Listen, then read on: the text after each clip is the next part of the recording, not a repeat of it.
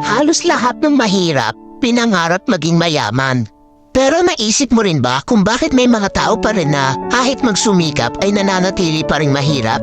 Dahil kailangan talaga ng mahirap sa lipunan. Isipin mo kung lahat ng tao ay mayaman na, sa tingin mo ba may mga construction worker pa na magtitis sa initan para lang kumita? Kung mayaman na silang lahat, sino pang gagawa ng bahay? Yung mga magsasaka, kung lahat sila mayaman na, magbibilad pa ba sila sa araw para magsaka at magbungkal ng lupa? Kung hindi na, ano nang kakainin natin? Kung lahat tayo ay mayamang negosyante, sino pang magiging trabahador? Mas marami mang mahirap sa lipunan, pero sa totoo lang, sila ang higit na kapakipakinabang. Bakit? Dahil mas marami silang alam na trabaho na pinakikinabangan ng mayayaman.